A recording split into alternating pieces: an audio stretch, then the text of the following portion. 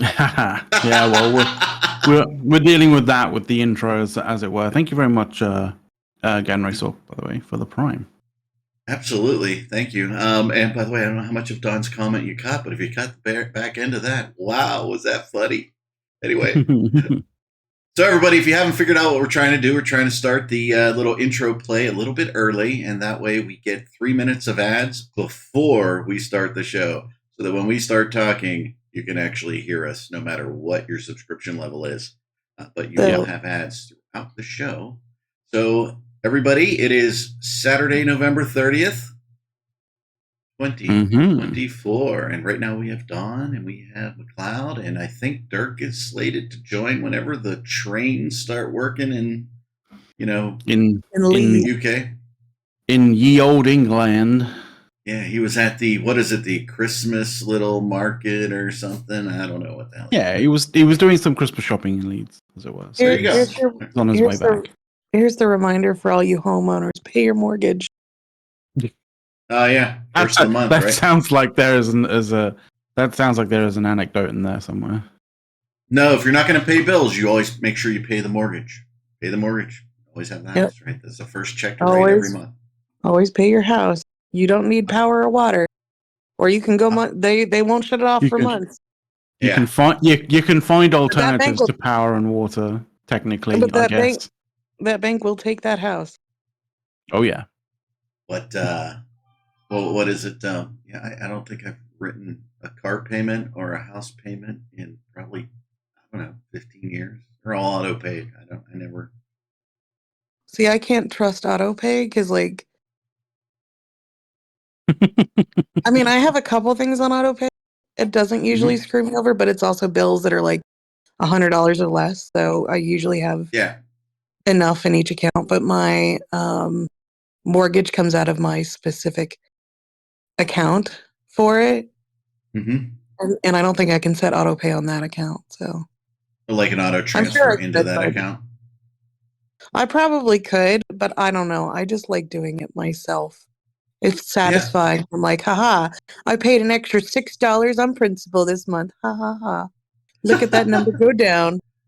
Speaking, we'll segue into a little pre-eve mortgage talk. You can knock about 10 years off of your mortgage if you pay biweekly. Now, what that means is you actually pay an extra month every year, but you're also paying it several weeks early. You really whack off that interest rate big time. So that is that. Now, I do not presently do that, but I auto pay Dawn. By the way, I go into my mortgage company and initiate the auto pay from there. I don't do it from my bank out. I do it from the mortgage company in.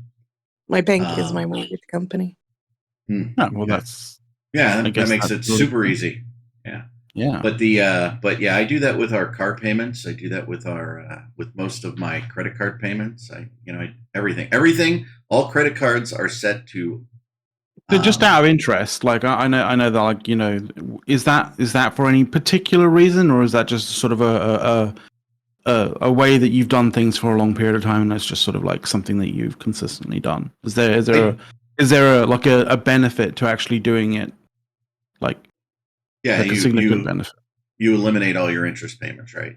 If you pay them off, right? Okay. So, but there are a couple that that perhaps, like we were talking earlier, McLeod, that say if you purchase something for, let's say, $1,000, it qualifies for 24 months, no interest, and you check the little box and it just stays in there and you don't have to pay interest against it.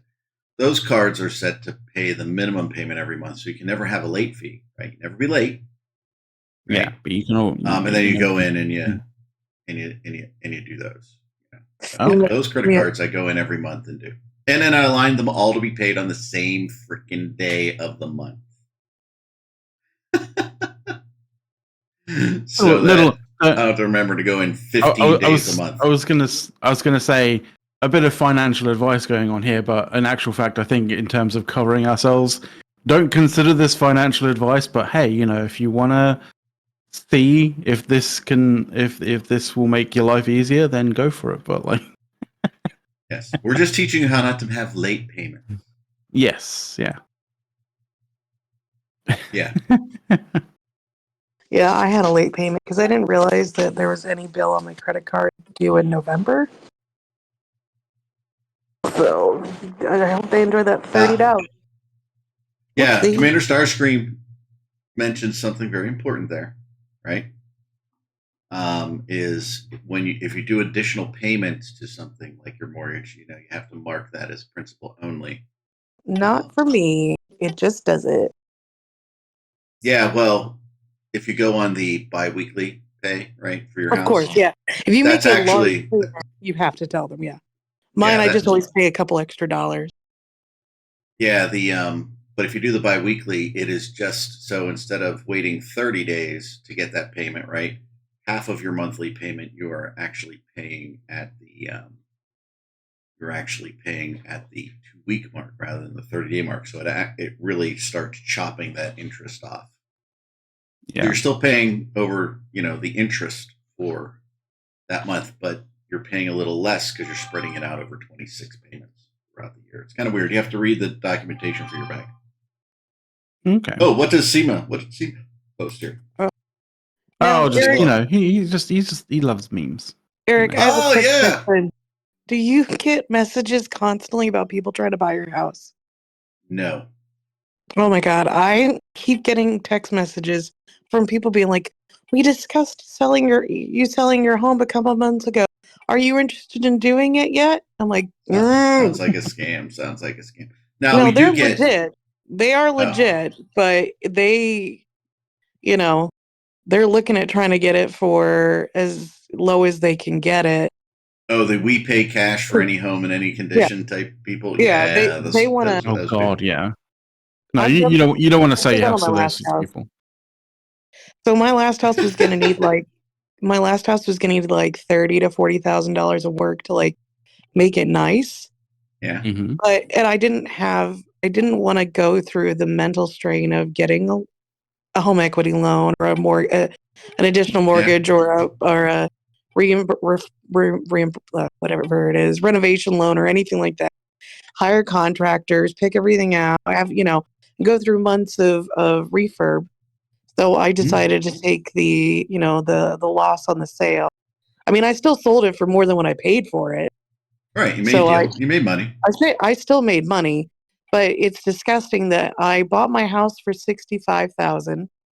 I sold it for 90 something, and it was on the market for 200. Oh yeah, and I think someone might have bought it, but that neighborhood, that house is not worth $200,000 in that neighborhood, and I guarantee they did not fix the pipes. Who knows what they did, right? But yeah, I mean those house flippers, they get what they do, and I do not do that. I mean, I just buy rental properties, right? So yeah, the issue is I have lots of mortgages to deal with, but yeah. The issue is when it comes to property and land, it is very much a seller's market. Yeah. What I am seeing a lot of people doing is, in this particular market over the last couple of years, they're not buying properties to rent. They are actually buying into what they call REITs, real estate reinvestment trusts, right? Because they have to distribute 90% or so of their profits. It's around there, out to their shareholders every quarter, right? So, I have a couple of REITs. I make, 10, 12% generally versus the cost of their stock. So, when you get 10, 12% with no risk, really, basically, very little risk, it's good. Yeah.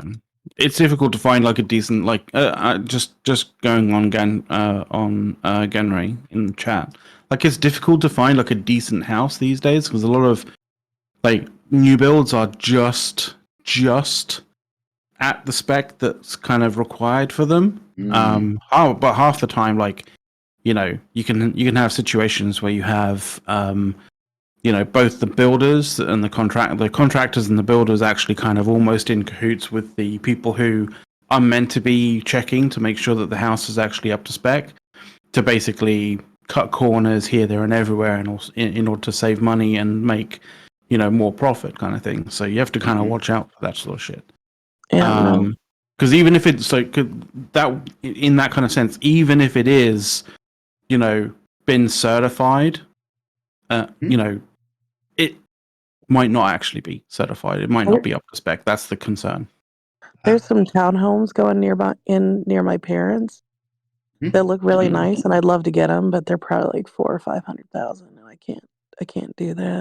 Yeah, also, that's pretty insane. I got my mortgage at 2.8%. Nice. I would lose money. Nice. That you did well there. You did really well there. That's a good job. Yeah. Well, fortuitous that my grandma and dog died at the same time, and I was like, "Oh, time to get a new house." There you go. There you go. Yeah, I mean, I'll tell you, Don. I mean, the last townhouse I bought for rental was like $472,000. Yeah, my parents paid like $200,000 to $300,000 to build their house, and now they're worth $450,000. Like 4 years later, it's ridiculous. So, and when you said you needed about $30,000 to bring it up to nice, I'm sitting there going, $30,000. That's like a bathroom, like one. Around here. I mean, that's just. I mean, yeah. I mean, no, it's really not. That you're just getting fucked over by a contractor. I work in obviously I do the finishing touches on construction, but like tiling a floor really isn't that bad. Putting the tub in costs more than tiling a floor. Yeah, I mean, yeah. The thing is tiling, unless you're not too concerned about like how rough and ready it is, like tiling can be almost an art form in itself. Yeah, but it still doesn't cost $30,000 to hire some guy who's got 10 years of tiling experience that you could pay him in cigarettes and beer. Cigarettes and beer. Tile my floor. I wish. Yeah, you've always got to find that Earl that we had. My mom had Earl at one of her works. He could do. So it's one of those guys that he's just not very good at money, but he's very handy. You told him like, hey, I want to put in this pergo. And he could do your entire floor for an amazing job. But, he's the kind of guy that pulls money out of his 401k because he's, like, oh, I need $20,000 today. Let's just take it out of the 401k. It'll be fine. Well, I mean, in certain situations, I mean, that makes sense, right? So generally you're paying somewhere 4 and 5% back to yourself on that, right? And so if you look and your stocks aren't making that, then, hey, that's a bonus, right? No, because you can have that 20% tax on there. There's no. It's a difference. I'm talking about taking a loan against your 401k. Oh, no, these people are just pulling money out. Yeah, that's stupid. Yeah, that's not a good idea. Yeah. The better thing is not loaning, they're just taking it out. Yeah, if you can get, and that's the thing to weigh, right? What are you paying yourself back versus what are your stocks? And sometimes it's a challenging conversation. Do you just take the money out of your 401k and do the upgrades to your house or whatever you want to spend it on, right? But yeah, it's crazy. So long as so long as the upgrades to your house, are actually putting a decent amount of like value into the house. Like, if you're upgrading something and then you're going to be living there for an extended period of time to the point where the actual upgrades end up becoming something that you have to upgrade again when it comes to selling your house, then that's a bit of an issue because then that's literally just money down the drain, right? You really want to kind of be putting the money into areas like upgrading your house in a way that will translate to when you actually sell it. Yeah, if it's just sort of like surface level stuff that makes it look pretty and makes it feel makes you feel good about living in your house, and obviously there's value in there for you, but you also have to kind of try and make sure that you're not putting too much money in there and spending too much on labor to actually get it all done, right? McLeod, I assume you rent, right? No, I part own my house. Oh, nice. Congrats. Yeah, because I know the housing market over there is obviously more limited just because of the amount of space you guys have. Yeah, more limited and a little bit hyper inflated because you're an island. We're an island. Yeah, exactly. But yes, anyway. Now, have you ever? I assume you have, but have you ever watched "If You Can't Pay, We Take It Away"? Oh, what is this? I don't think we have something like that, but like yes, it is a British it is a British repo thing. show. It's a British I have show. not seen it.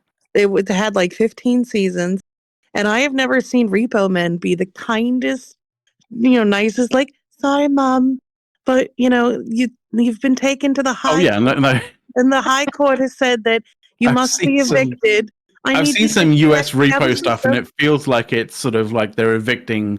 Like it feels like they're SWAT teams going into a house to evict a fucking, a bunch of like crackheads and stuff. Like it's insane. Eric, you need to watch it. It is the most British show ever, but it's fascinating because you get the people who are like, I can't pay. I don't have any money. And you're like, well, if you can satisfy this bill today, then we can go ahead. We will, we'll leave.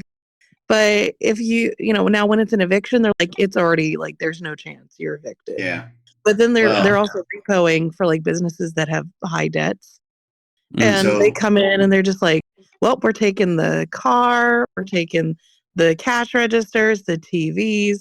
They went into a restaurant like, we're going to take the buffet sections. Anything that's not nailed down, they're taking for funds to help recoup the losses. Yeah, and they're pretty brutal when they sell, like when they sell that kind of stuff as well. It's also one of those sorts of things that I've seen. I think more US versions of that than UK. Like I think I've seen some kind of stuff, but not that particular show that you're talking about. All their episodes are on YouTube. It's a very entertaining, fascinating show.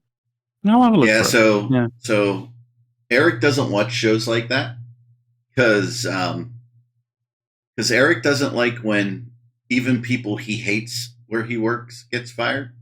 Okay, so I don't like wish all that on anybody, but I don't want to see. I don't want. Yeah, but they're just getting evicted because they didn't pay their bills.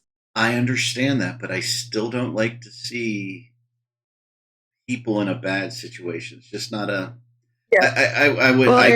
I could not watch that because it's people that are. I mean, I'm not saying you're bad because you watch it and like it. Don't take it that way. It's just that my thing is I don't want to watch that happen to people. I just feel bad. So about 90% of the people that they're evicting are people who just refused to pay. Okay, instead of that's different. That's the thing. It's not because it's just people like there are a couple where it's like, oh, you kind of feel bad, but like one of them was like a mom with 2 kids, but she hasn't paid rent for a year on this lady's property just because she just didn't want to. And then she's like, well, what am I supposed to do? And it's like, bitch, you had a year to pay this lady. She wants her house back. You don't just the tenants are so entitled. It's like, it's not your house. You didn't pay for it. Get out. Yeah, I mean, there's some tenants that definitely don't realize where they're at and what they need to fulfill as such. But then there's also that's different. There's also the other flip side of the coin where they're basically just being exploited and abused by the the landowners and the landlords and stuff like that actually own the place. And I've been you basically don't end up actually like the landlords and stuff like that don't actually end up maintaining the property to a standard that is actually sort of healthy for a normal person to live in, right? Like I've seen a lot of that kind of stuff, at least over here, and that's just fucking terrible. My other issue that I have with landlords are the types of landlords that don't actually technically own the house that they're renting, but they have like they have basically mortgages on those houses. So they basically technically they don't own that house. They've just they're on they're basically on finance in order to eventually own that house. And so whenever there's any kind of like ripple or kind of like really, really dodgy shit that happens in the market that kind of affects their mortgage, they just pile that pressure onto the people who are renting. And I think that is immensely unfair. So, I mean, that's kind of how I think you're describing is basically how the whole real estate, finance, everything works, right? Because, every rental property I have, except for the ones down south. Yeah, like McLeod, on the island, drop out $200,000 for a house. Most people have to well, everything's mortgage. financed, right? You technically own the house. You just have a bill.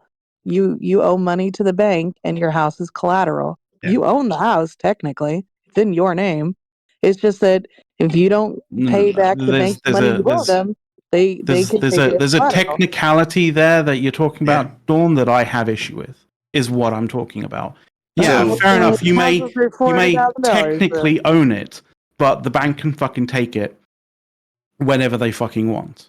Yeah, well, if you buy a that car, is not ownership, in my opinion, Dawn. That may be technically ownership in your opinion, but if somebody can literally come round and basically say, you don't own your house, we own your house because we've basically changed the rules, and we can do that because we're the bank, and we gave you the money for that stuff. Well, hold on. What rules have they? They can't change the rules. Yeah, I mean, they're the bank that you have a contract. basically but they can basically they can renege on contracts. Like if you they're not. No. There's a lot of mortgage protections in the U.S. Yeah. So basically, when I buy a house, right? Let's say the last investment property I bought the townhouse, right? I owe the bank X amount of money. I put down X amount of money, right? So I technically own a % of the house. They own the other %, right? But they, in order to recoup their piece, I have to violate the contract first. They can't change the rules, right? So I have to violate the contract by not paying for a period of, I don't know, it's like 6 months or something usually before they really do anything, right? And then even until then, I can file against them. And you don't think that they're going to instigate some kind of small clause in the the smallest of small prints to be able to basically do this technically? No. As long as you pay, they can't do anything. Yeah, as long as you pay. In fact, I think that is you can be very trusting. They can be foreclosing on your property in the U.S. They can actually be foreclosing on it. And at the very, very end, you still have an additional 30 days to pay it even, and then the proceedings are gone, and they have to start over from zero if you don't pay again. Right? So, I mean,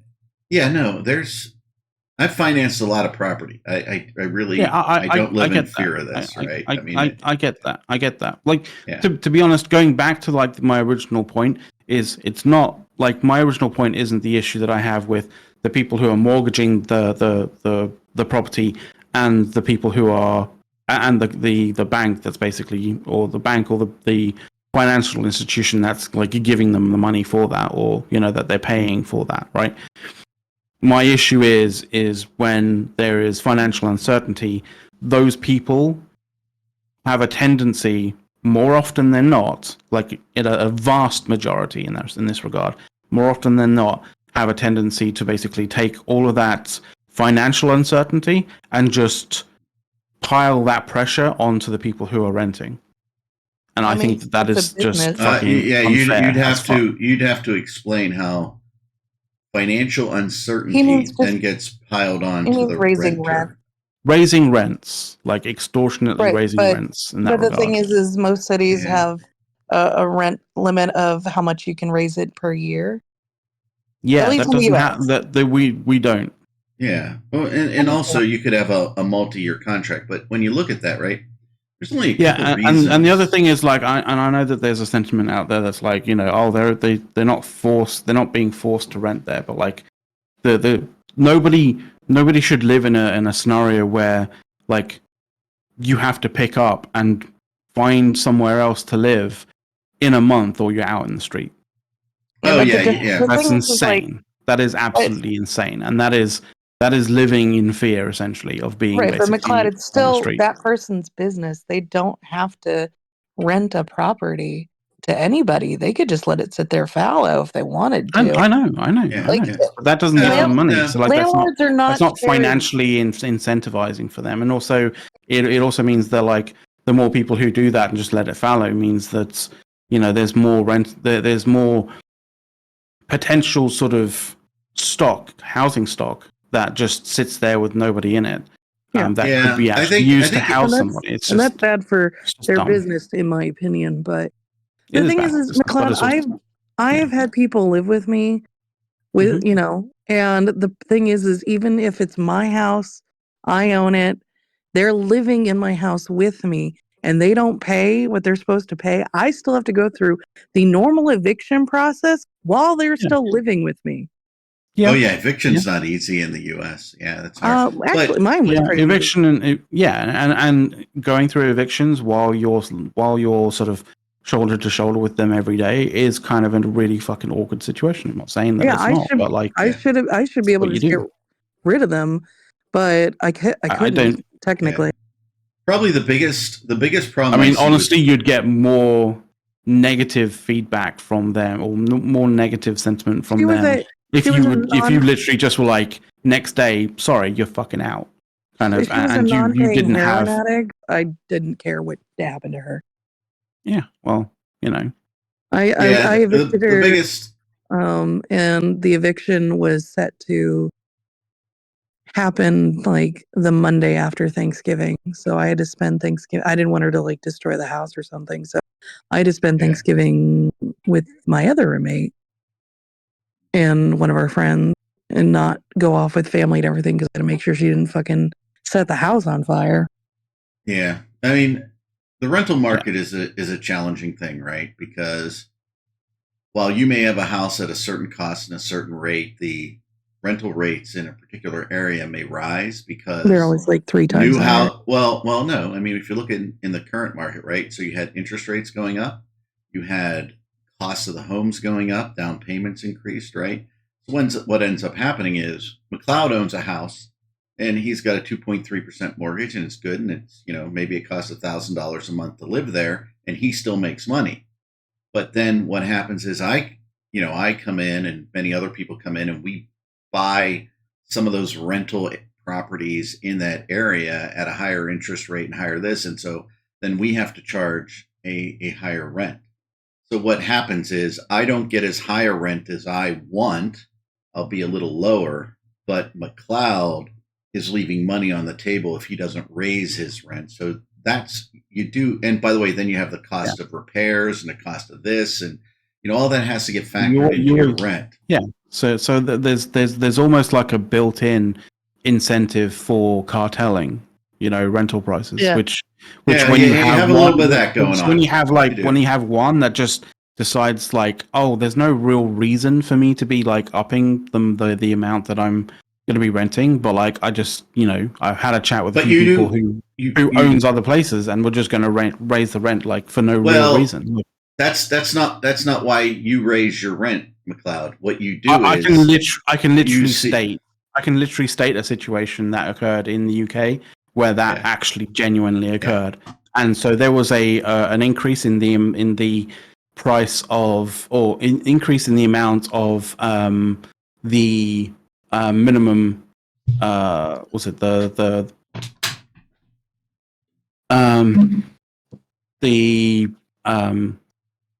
fucking what is it called? Gone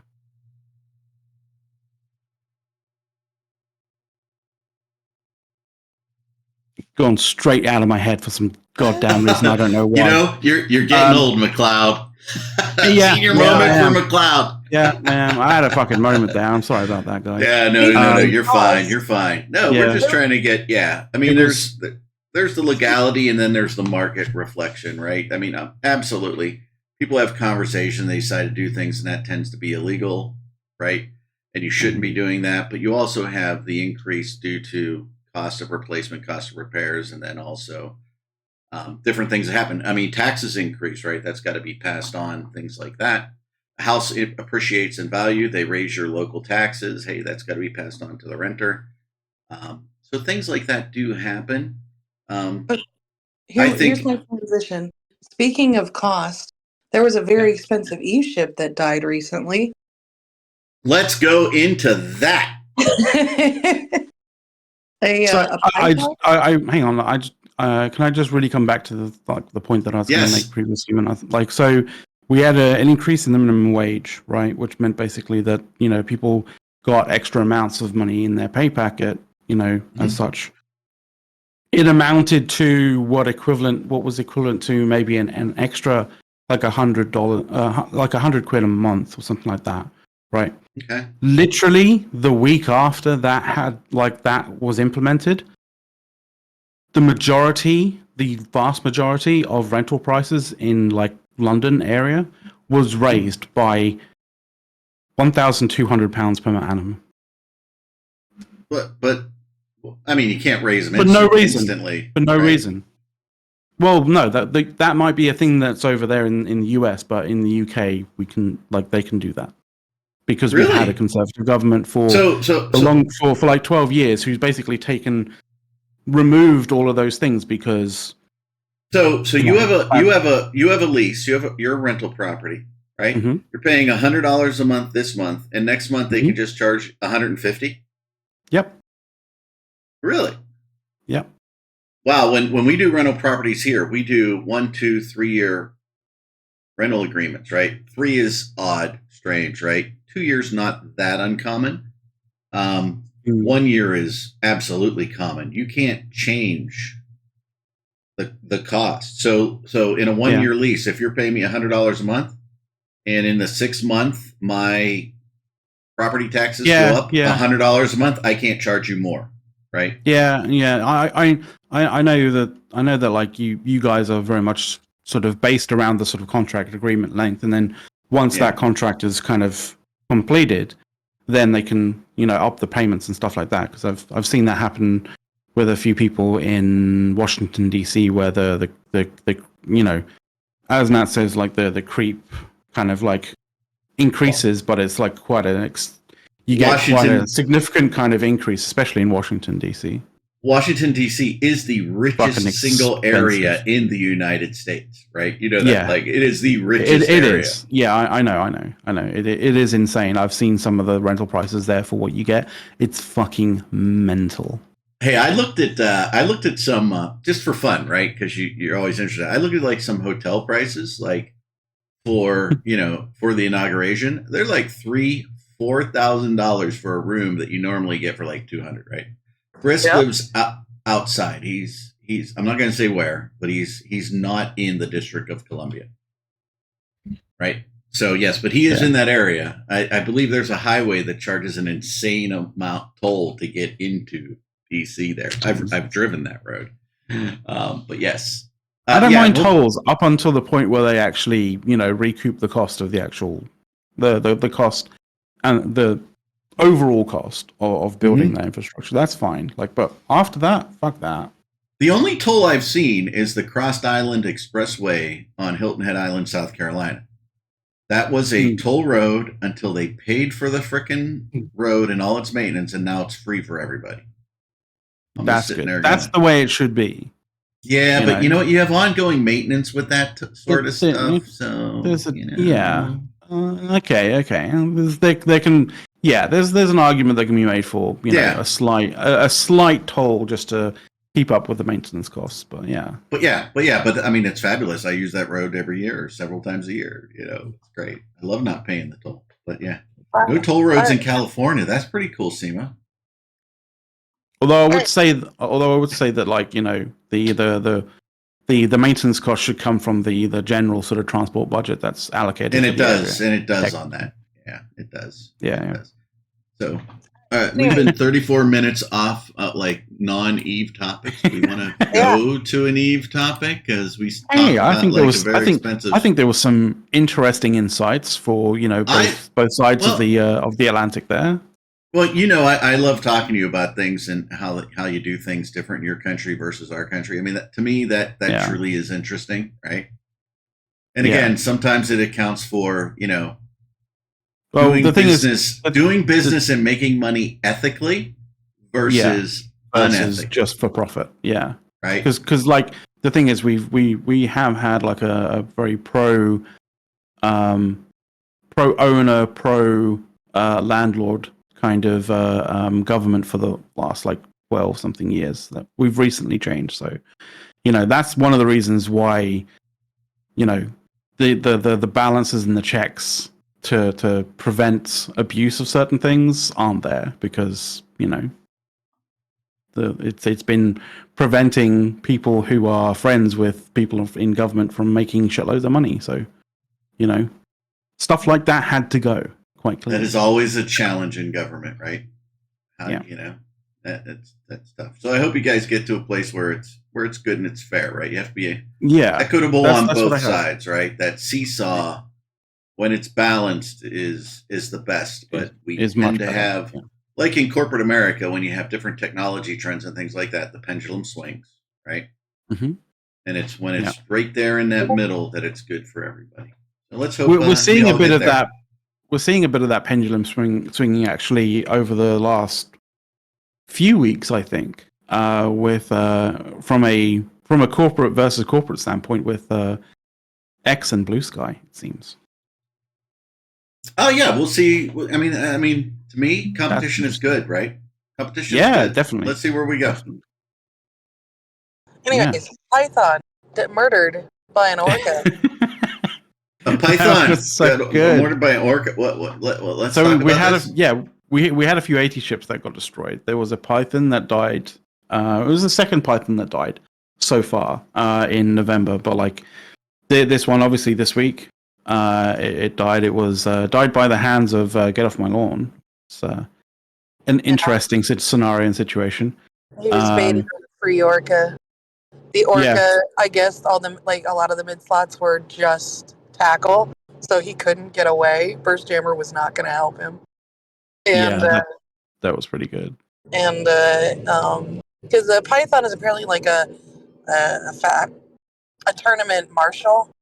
It looks really good, but the guy's corp is the best part. Because someone in LM made a really funny joke. So the guy's corp is like, I have the power of God and anime on my side, or something. Yeah, I was looking at. Yeah, that's exactly what it is. Okay. Yeah.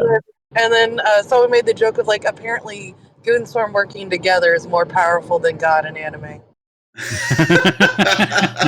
Nice. Sweet. Yeah, I was looking at the corp, but I'm gonna work that into the conversation. But you did that so well. That was so good. It was pretty funny. And then apparently battle orcas are like pretty fucking strong, actually. To be fair, as a bait and tackle, they're thick bitches. I mean, that's how you catch a super. If you want to like kill a super and make sure it doesn't go anywhere, you drop a Rorqual on it with all the mid slots being tackle and the high slots being newts, plus like maybe some shield boost. Oh, we've got like battle Rorqual. I mean, over in INIT, we have a battle Rorqual like doctrine. We love it. There's just so much wrong with like battle Rorqual. Think about that. All right. Beautiful ship. She deserves so much more. I like the way the Rorqual looks. I mean, that's a good looking industrial ship. I mean, I think that's. Oh yeah. You know they broke it, right? It doesn't stand up right now. Oh, it doesn't. No. Jesus. It's supposed to stand up, but ever since the Equinox patch started, it just stays flat, horizontal. Well, that's no good. Like I've even had like one of my sort of more enjoyable videos on YouTube actually has like a really nice little like really nice sort of tracking shot like past a Rorqual that's literally doing that, like literally doing the sort of transformer conversion process from horizontal to vertical, and it's really cool.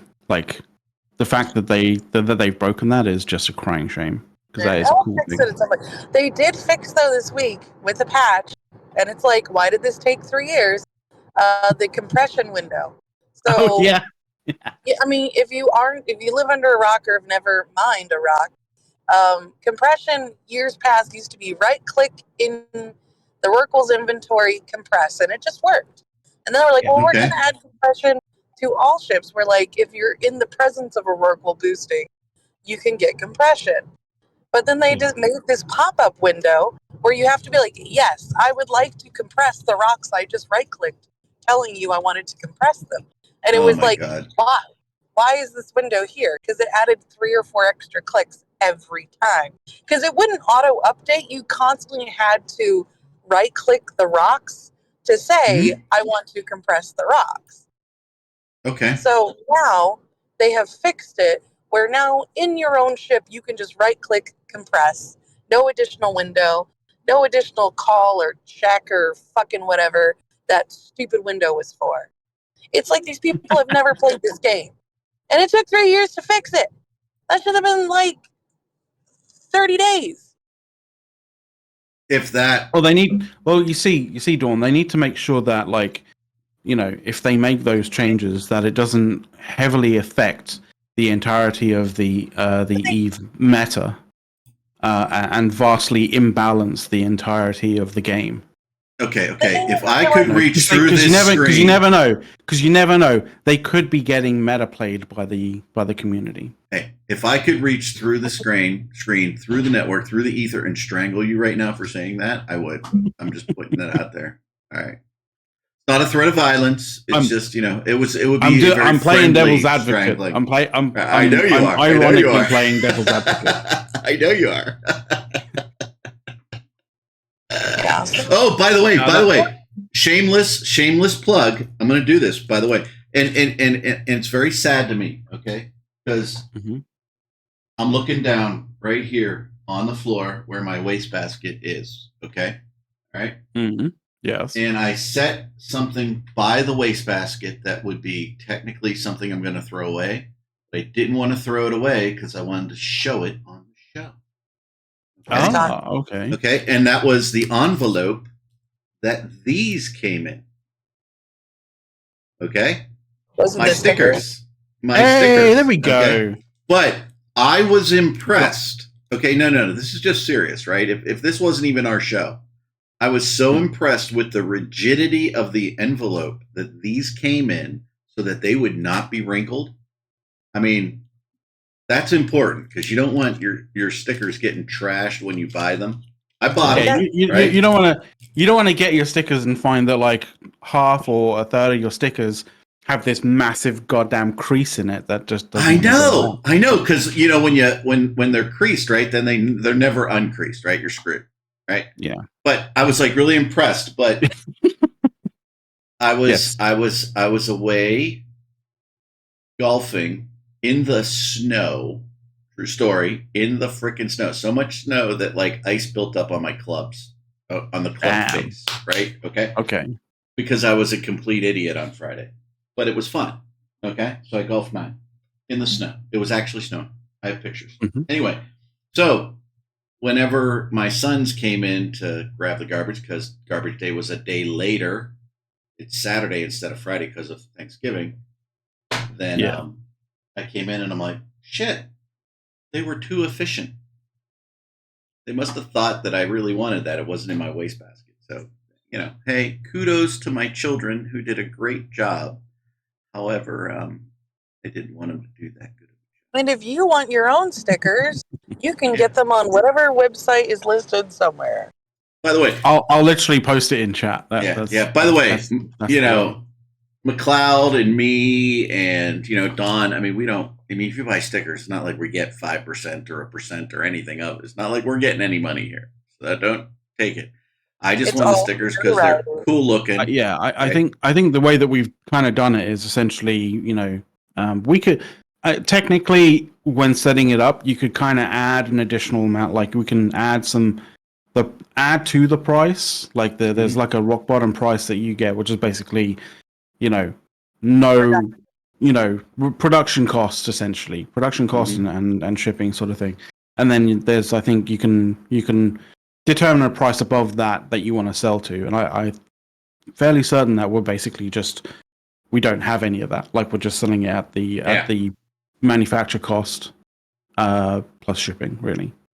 Yeah, so they're cool. I'm not exactly sure if I have enough to cover my entire laptop or what I'm doing. I don't know. One might end up on my robot lawnmower. That is yet to be determined.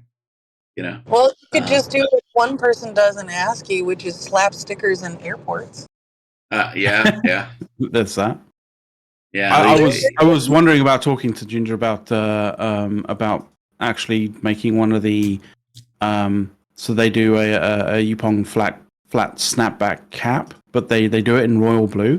And I was there thinking to myself, like, that is pretty much the blue that we use on our show. Like, so I think literally just putting our logo on that would work so perfectly because it's got the blue, it's got the black, it's got the white, it's got the yellow, right? I'm surprised we didn't And put then, like the Twitch URL on those.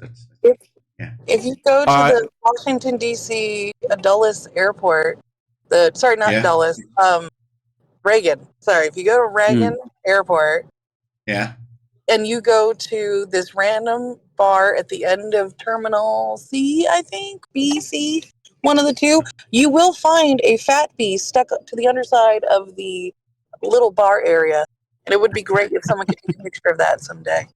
That would be pretty good. And put a push to talk right beside it. Oh, yeah. That would be good, yeah. I don't condone property damage, but, you know.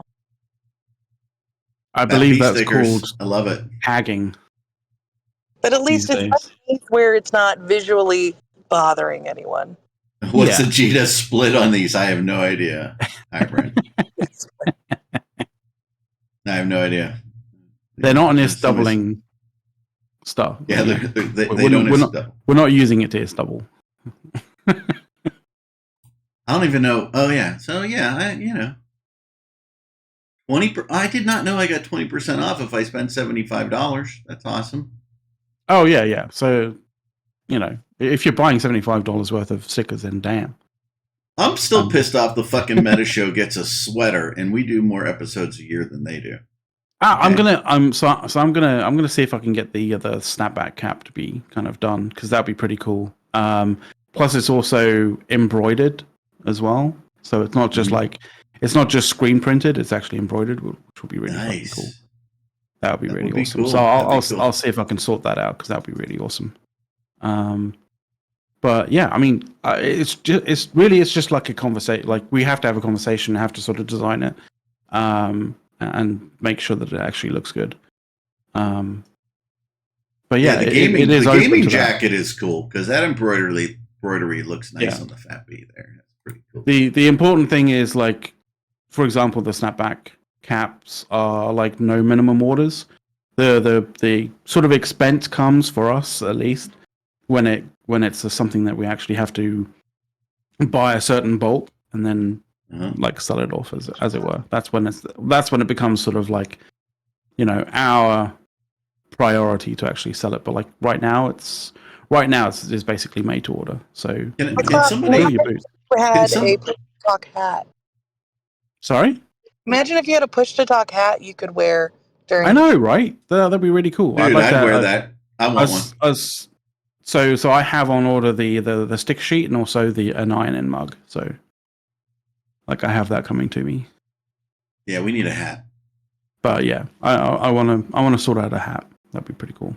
Maybe two hats, like the snapback hats and like a trucker hat as well for people who don't want the snapbacks but do want like a cap like you would prefer, Eric, that actually has actually has a curve to the peak. Yeah, I like how we're not in the actual team of streamers page. No, we're in the general INN side. I think both us and Metashow are in those. No, we're not listed. Metashow isn't listed either. No. So it's all right. Tam's there. Tam's there with like a Halloweeny type thing. Oh yeah. Other stuff died this week, by the way. What? Other stuff that's cool died this week, right, McLeod? Oh yeah. What else died? Well, I mean, I was hoping we could tread water enough for Dirk to get here for this, but I know. I guess the thing that's more kind of back when he comes here if he wants to talk about it again. I guess that's true. And to be fair, his wheelhouse is probably more the sort of thing that happened last week on the show, where I was a little bit wondering as to whether I'm just being trolled online or not, but I wasn't. So hopefully, Dirk gets here when we're talking about that, or when we're just about to get to that. But I believe, Dawn, what you're talking about is the 3 faction titans that died, or almost, would I say, almost 4 faction titans that died. And I don't know all the details. You are going to have to explain it to me. So it was a plan hatched by High-1-2 and others, as it were.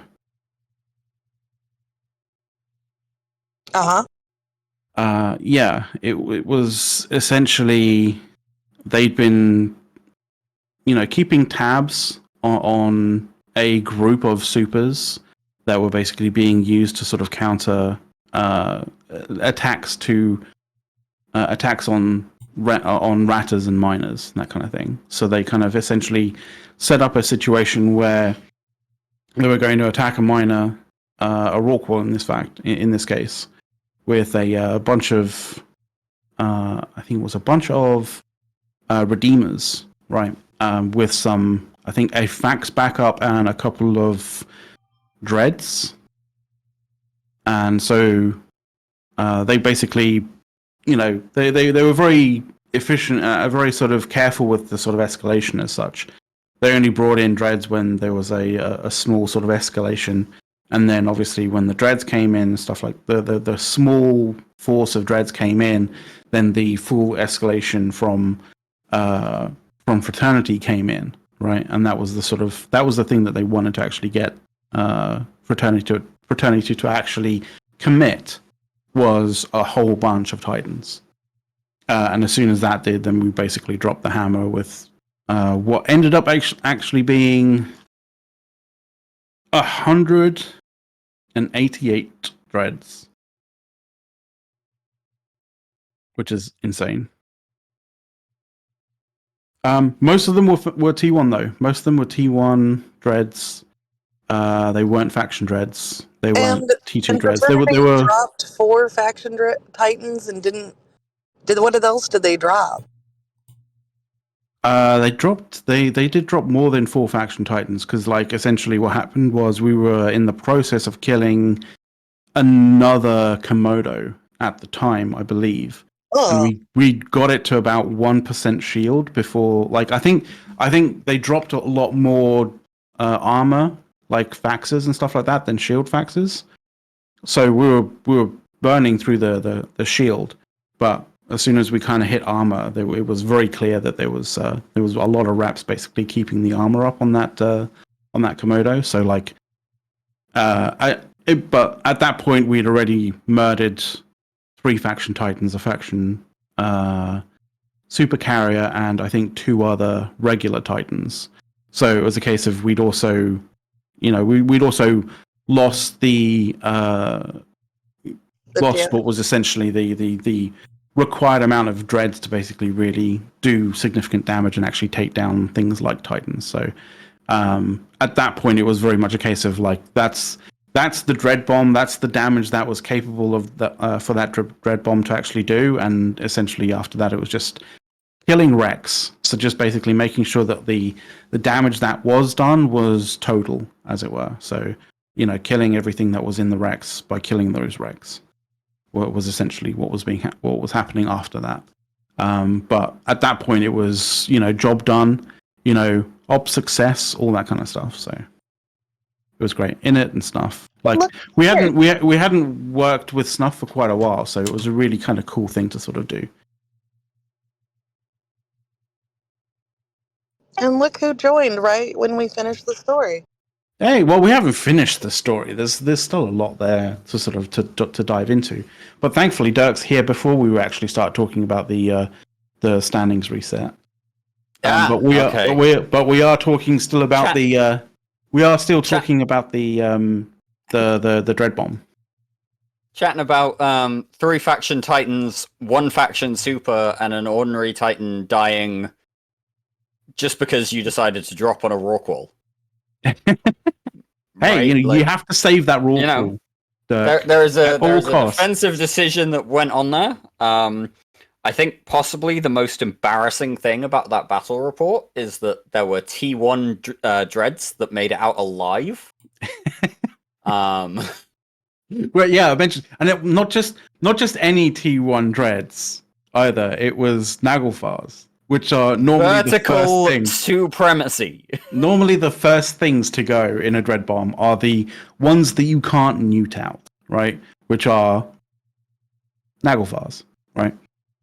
And Phoenixes to an extent. Phoenixes to an extent. So, normally Dreadbomb happens, you kill can't the stop Phoenixes damage from a Phoenix by neuting it, but you can at least stop some of its tank, whereas a Naglfar just kind of, sits there as a... Just sits there as a fuck you to you, and you're like, so we're taking you out first. But no. Yeah, so... T1 Dread survived that Dreadbomb, which is something that needs to be recognized. And also, I don't know if this has been noted by the rest of the crew as I'm coming in late. Sorry, guys, I got caught up by the UK's train system once very again, efficient train system. Which then impacted the bus that I was taking to get home, because I was at the Christmas markets today. And of course, you don't go to the Christmas markets without drinking. No. I've come home with a bottle of mead. Suitably sloshed with bottle of mead. Nice. I've had some mulled wine. I've had a few beers. So I was not... There was no option of, anything other than public transport to get home. That is a... Good point. Good point. You're being safe. It's good. Mixing that many alcohols is a little risky there, don't you think, Dirk? Oh, yeah, coming from Mr. I don't mix alcohols ever. I mean... Right? Is it a little bit risky? Yes. How many times a year do I do this? Yes.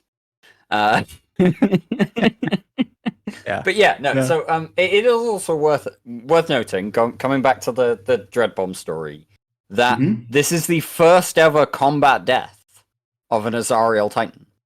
Yes, that is true. It may not be the first one that has ever died, but this is the first. Yeah. Legit.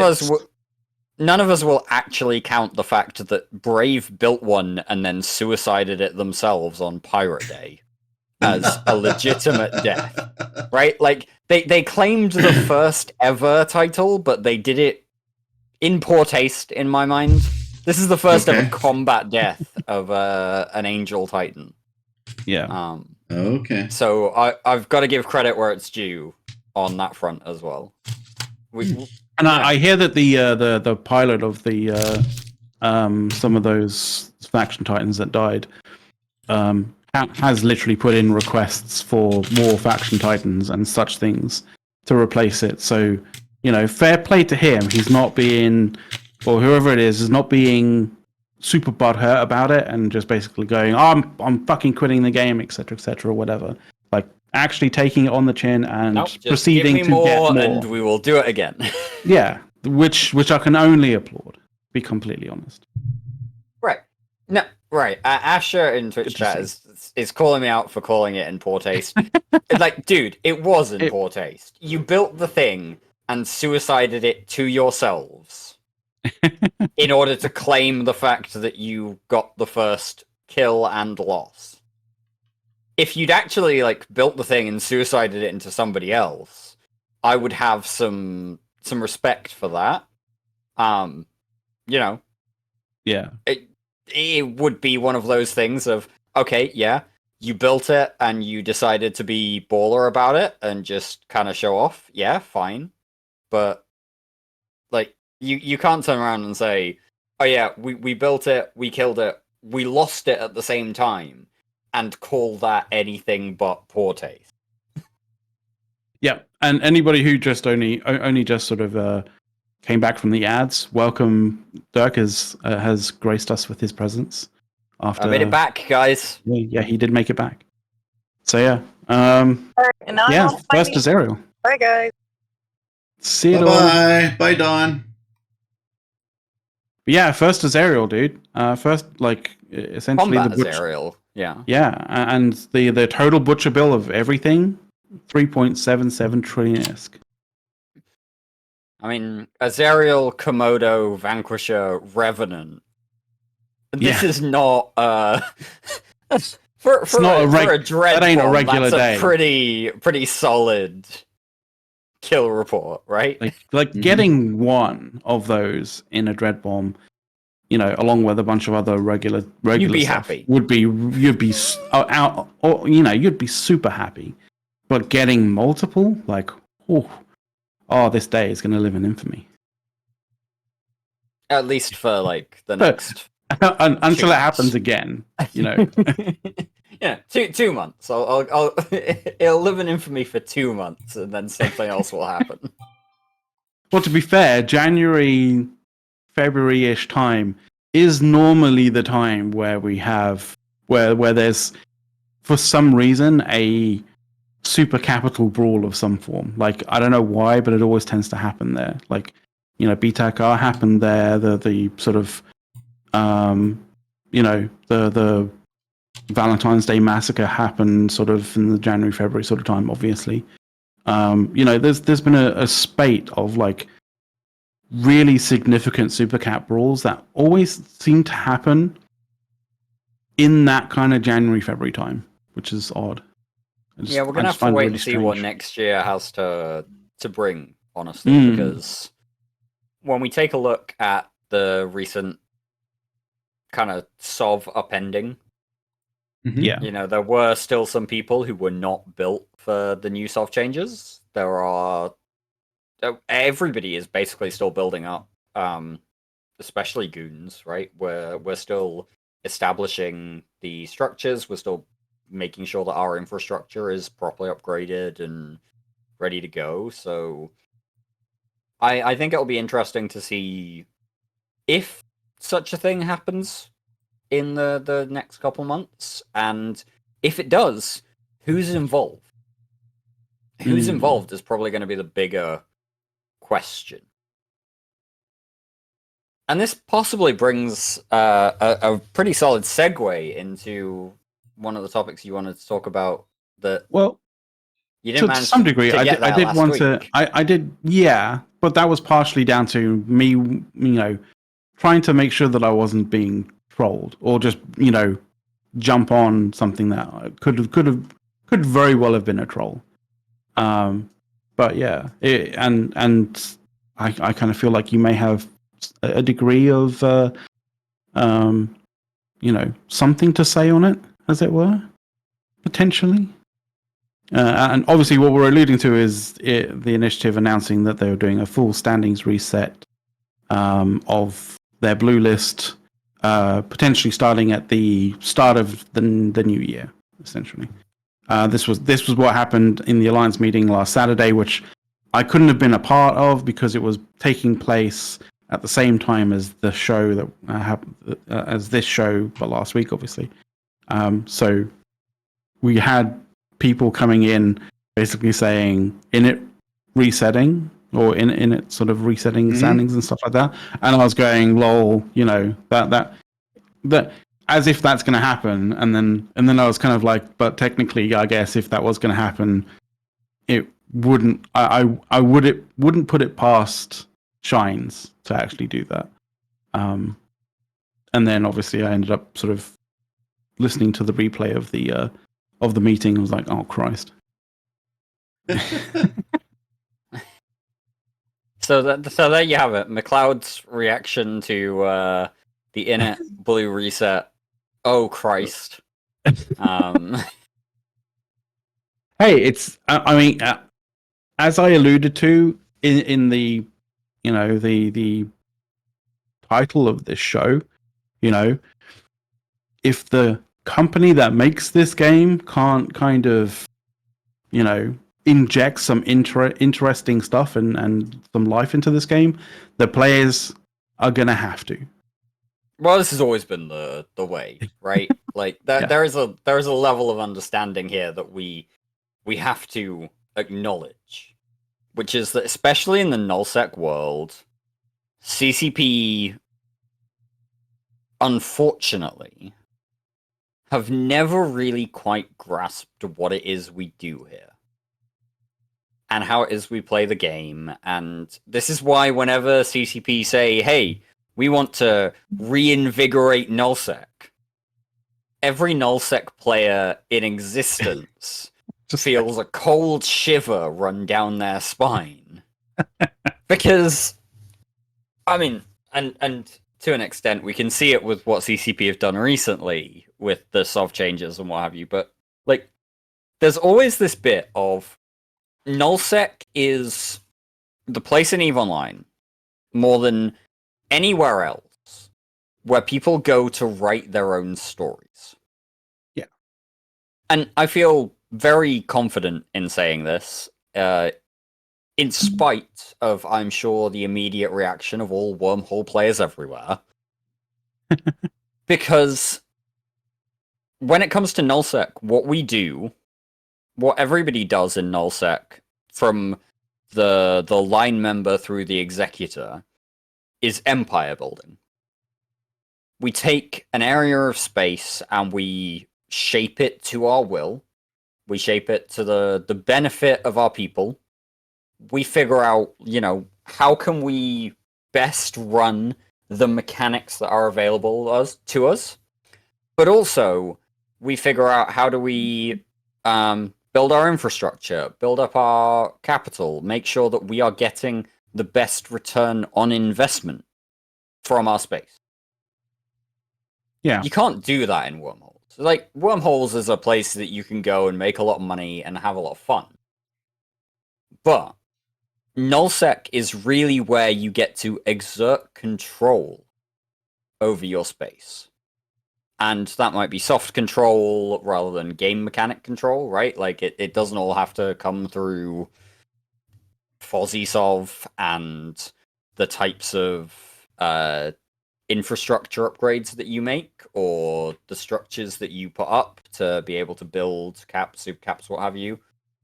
But we exert our control over our space by forming these alliances, by creating situations in which our people specifically, are more safe rather than less safe. This comes through standing fleets, this comes through treaties, this comes through in-game standings like the bluing of. Yeah. And so it's very interesting to see that INIT decided to an extent, upend the apple cart. I'm not surprised by this, to be fair, and to be very clear, this is only the third time in something like the last 10 years that INIT have decided to do a standings reset with goons and, go their own way for a certain period of time, try and figure out what they can do out there in the big world. And I don't think it's been a standings reset, but just basically a sort of just a stepping back from the stepping back from the kind of like cohesive, unified idea of like the Imperium, as it were. There was a position taken 2.5, maybe 3 years ago by the initiative. I mean, I was in there at the time. If you're that basically meant that they would. I mean, they basically went from at that point in time being part of the Imperium to being separate from the Imperium but still blue. Yeah, that's kind of what I mean by this. That's fair. No, what I'm talking about is like actual standings resets with goons going back over easily the last decade of EVE history, right? This is not a short-term. Yeah, there was definitely points, in its existence that they were very much not kind of blue with Imperium, blue with goons, blue with like the CFC, that kind of thing. And it wasn't just a case of blue trolls either. It was very much a case of like fighting goons in certain areas and that kind of thing. Hey, Shines, by the way. But yeah, like I kind of feel that the blue troll / neutral sort of thing very much defines the sort of early-ish kind of aspect of the initiative. But we've had like a much closer sort of tie with goons and with Imperium. I mean, I'm taking a look at what Shines is saying in Twitch chat, and I'm good. Shines, this is this is at the very least the third time that I have heard INIT is going its own way. In my EVE career, and I don't say this as any sort of negative or any sort of derogatory note, but like you guys have gone off and then come back and gone off and come back before, and this is and potentially I am conflating a couple of things in terms of like direct standings resets. But yeah, I think you are there. I have seen this story before, and I am not second lie of the evening. What was the first? Dude, I don't know. It's all Anyway. it's all fake news. I never liked Dark Shines. Never ever liked them. I think Hey, INIT that's a bit is harsh. just a bunch of wusses, and I don't even know why you're on the show. Everybody knows I am completely. Everybody should know. Get off your sarcastic truck. Funny. Everybody knows I'm kidding. Just so everybody knows I'm kidding. Right. Okay. I was actually gonna use that whole point before we got sidetracked. Okay. How often had this happened, or how often has INIT gone off on their own and tried to do their own thing, and then kind of the sands of diplomacy have dragged them back. But the more interesting point is that seemingly so far, Fraternity and Pandemic Horde, or Winterco and the PanFam, have decided to take on a very similar approach. Yeah, this is weird. This is interesting. From what I saw from Gobbin's ping, basically, Gobbins and Noreus got together and were like, hey, no, there's a fair argument here about we need more ability to act against different people. We need a bit more conflict going on. So we're going to reset too. So this could actually be quite interesting in terms of... Yeah, but like, as has been pointed out, like, Pandemic Horde and Winter Coalition / Fraternity have had resets in the past. They have done the whole like neutral blue-tral thing before, and it's always been a case of like, well, how long will it be for this standings reset to last before they blew themselves back up again, right? And to be fair, I can't just sort of say that and not say that there are obviously people on the other side of who are somewhat anti Imperium, anti sort of INIT, kind of saying the similar sort of things for INIT and Imperium as to like, oh, how long will this last? This sort of standings reset last? Even though, to be fair, we don't have a history of that like Fraternity and Pandemic Horde have. So, I'm fairly certain there's going to be some people who are going to be hyper focused, looking at examples to sort of see, see that they're not truly neutral, but like, I don't know, there's going to be situations that are definitely going to sort of test as to whether that neutrality is genuine or not. But I wouldn't read too heavily into people saying, oh, this shows that the Initiative and Imperium are actually blue, when in actual fact, like, it's just either just like an odd circumstance or a situation where clearly there were forces on the same battlefield and one of those forces presents a much greater threat, and so prioritization in the heat of the moment meant that we were potentially prioritizing killing fleets of people who maybe actually be invading us, for example, right? Rather than just a fleet that's trying to third party. I can see that eventuality occurring, and I can see people basically going, oh, look, they're actually blue, where in actual fact we're not. So we'll see what happens when we cross that particular Rubicon.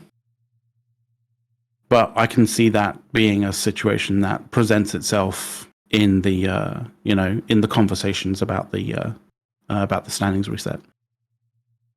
Yeah, I mean, it is going to be a long-term state of affairs that needs to be watched, right? Like, yeah, you don't immediately declare yourselves as having reset and suddenly all bets are off, because especially over the last period of time where we were all together defending Delve and Fountain and the core, what we consider to be the core Imperium space over the last couple of years, the time before that even, like, you build up these relationships, you build up these perspectives towards these other alliances that kind of tell you, even if you see a neutral jump in, if you click on that neutral and go, who's this? And you go, oh, it's an INIT dude. Or correspondingly, INIT see a goon jump into system and go, oh, it's a neutral. Oh, it's a goon. Yeah. Right? Like, there is a level of mental perspective that's going to take some time for that to kind of have the instinctive, oh yeah, it's a goon, so I'm not worried about it. That's going to take some time to go away. Yeah, it will. And correspondingly, it will take some time for, oh, it's an INIT dude. We're not worried about it, to go away. I think maybe the situation, right? I think maybe the situation of, like, I'm just mining away in my raw cool, etc. Oh, look, there's oh no, there's 30 goon redeemers. It should be fine. Those dudes are going to be paranoid. The Rorquals, the Dreadnought pilots, the supercarrier pilots, whatever they're out there doing, they're going to be paranoid as fuck. But yeah, there's also going to be a level of, oh, it's one fucking INIT dude who's bothered about it for probably, like, I'd say 6 weeks after the change. People will still be kind of, like, shrugging it off. So it'll be interesting. Yeah. It's always interesting when these things change, because they do shake up the map. It shakes up what you can expect. It changes the way the dynamics work between different groups. And I do want to point out, I'm super hyped, and this does come back to what you were saying earlier, by the way, McLeod, of when CCP are being unsatisfactory. I'm going to go with unsatisfactory here, in the way they're approaching game changes, and in the way that they have this idea that this is the change we want to see from this particular expansion or balance pass or whatever, and it rarely ever works in CCP's favor. But when CCP are in a situation where they're not providing us with kind of the changes that need to be seen, you're right, players will take it into their own hands to do as much as we can to implement some of the changes that we do want to see. Like, this Dreadbomb. This is just one example of, like, CCP, we want more fights like this. Yeah, CCP, like, why are fights like this a problem? See, so this is the thing, right? Like, and I wanted to make this point before, but we kind of moved on. So I'm kind of glad that you've kind of resurfaced this a little bit. And it plays into the idea of, the idea of strategy, right? Like, not just tactics, but actual strategy when it comes to this sort of stuff. Like from a grand strategy sort of side of things, you could probably make the point, and a very valid point, that it could probably have been more beneficial for INIT to have taken all of those all of those like dreads, T1 dreads, and just melted them all down, and then used the materials from melting those down to make more Titans and super carriers, right? To bolster the Titan and super carrier fleet, rather than just taking them and dropping them on a bunch of supers and Titans in a really enjoyable event, right? Industrially, that doesn't make a huge amount of sense because you don't get anywhere near as much material back. Yeah, but like what happens is you're increasing your strategic kind of, your largest, your most important strategic assets, right? Which is an important thing when you're in a breakaway situation where you can't reliably trust in essentially one half of the one half of the nullsec kind of player base being at your back when the other half of the player base comes and tries to like fucking demolish you, right? So that's what I mean is you could make the case that is more of a strategic kind of a better strategic kind of decision to make than just taking all of those dreads and dropping it on a bunch of Titans. But at the end of the day, we want to enjoy the game, and I guarantee that everybody involved in that fight enjoyed the hell out of it.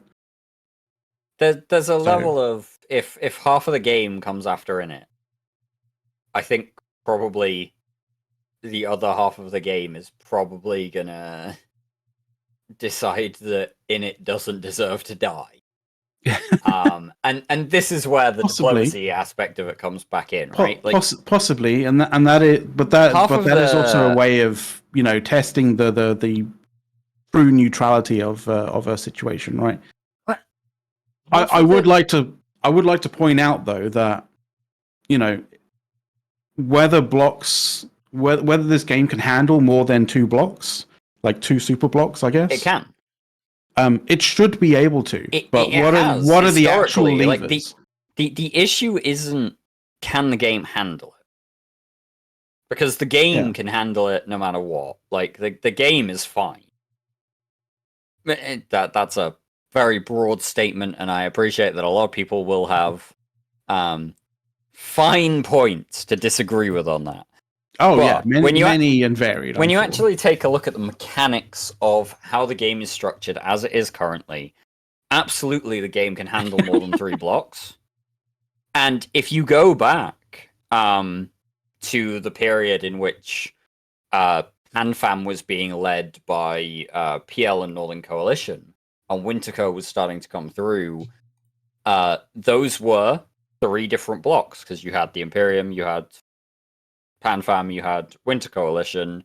If you go back far enough, you go back to the era of Legion of Death and their little coalition that nobody really poked too much around, but other coalitions existed at the time. The issue is less, can the game support these additional blocks, these additional power situations? The issue is, does the game incentivize people to be part of? Well, I don't want to be I don't want to be derogatory here, but second tier blocks. No, there's a reason. The way that I see it, there's a reason that we've had the Imperium, including in it, and then the PanFam, Winterco, Winterfam, Panco, whatever you want to call them, block as well. And that has built up over a lot of years of mechanics that have driven people into these larger groups, because it's been so difficult to exist as a smaller group in the game. The Southeast Agreement that existed for a little see, while. My issue, the way that I kind of 18 months or so. Yeah, the way that I see it, Dirk, is that like you have to kind of look at like when it comes to sort of staking your claim in a region of space, like in a region of nullsec, right? You always have external forces pushing against you in that regard to sort of, to challenge you in that regard, right? This and it will always come to heads in terms of, in terms of battles, and those battles will always come to a point where you're going up on the escalatory path, right? That escalatory path always maxes out, caps out when it comes to dropping titans and supercarriers, right? And so, and when that happens, the only rule of generally the only rule as to who wins is who commits the most, or who has the most to commit, right? Yeah, and so that's the issue. Is you have a situation where you have people befriending other people in areas to basically bolster their combined supercarrier and Titan fleet. And so you end up in a situation where you have blocks with 1,000+ Titan fleets that can't really do too much against each other because they're facing the same kind of numbers. And so in order for like there to be room for a third block or more than 3 blocks in that regard, for at least in my opinion, for the game, is for there to be some degree of gameplay, whether that is sort of very specific gameplay or very interesting kind of like gameplay that makes Titan on Titan kind of brawls be more than just about who has more Titans.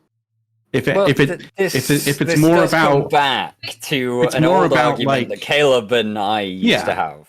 Yeah. Which is that realistically, the root of a majority of our current problems comes back to 2016 and the Citadel expansions. Oh, yeah, okay. This comes back to this point on with 3 arguments, three basic prongs that all support the end result, right? With, the first was decoffining people. The first was the ability to decoffin. Yes, absolutely, right? You could take your Titan pilot and pull them out of their Titan and put them into a Dreadnought, put them into a supercarrier, put them into whatever.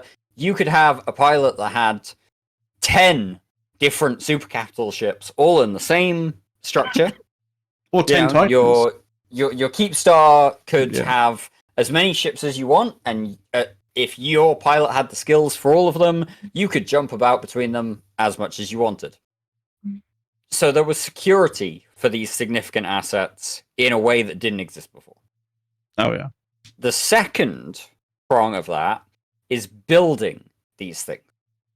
The infinite slots that were produced and allowed for by by the actual industry situations. A CTO could support an infinite number more capital and super capital production jobs than a POS used to be able to. And remember, Dirk, and also a POS situation when it was in build for a Titan or what have you was a lot easier to kill than a CTO. Oh yeah, and the other thing is, Dirk, like remember when like CTOs were being developed, that they actually kind of showcased some graphics that showcased the actual what's in build externally, right? That never actually came to pass. It never happened, and it never happened. And the thing is, you know what the worst part about that is? It wouldn't have been possible to make it happen because you could put 50 Titans in a single CTO, and exactly. Graphically, the Titan the CTO, just doesn't have enough slots to display that many Titans in build. Exactly.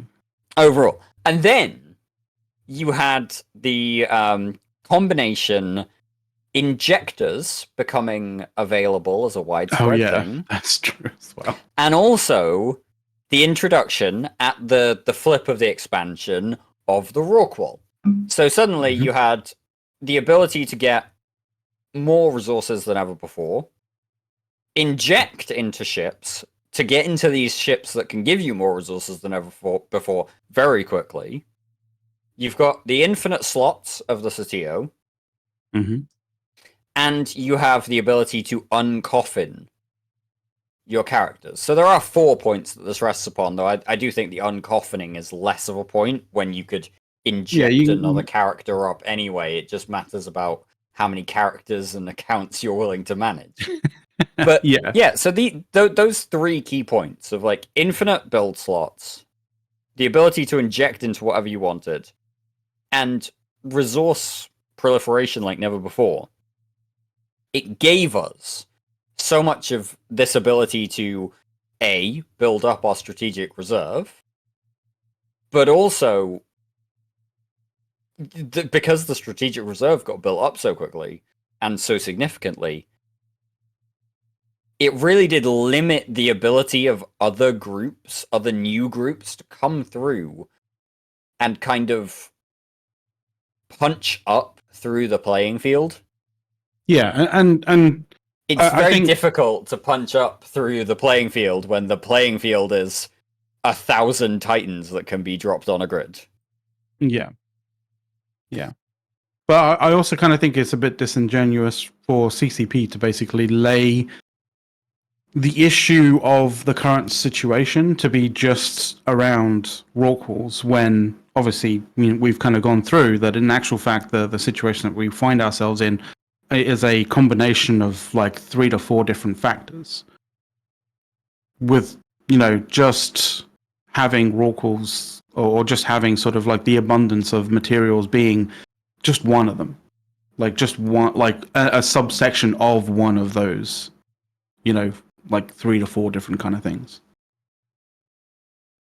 And it's that kind of lack of attention to detail that I think has always been the Achilles heel of CCP, is not looking at the detail and not looking at all of the factors that have affected, the way that the game is at this point in time. I mean, Screaming PC in Twitch chat is saying that CCP need to make it easier for people to make money and just let people have Titans online.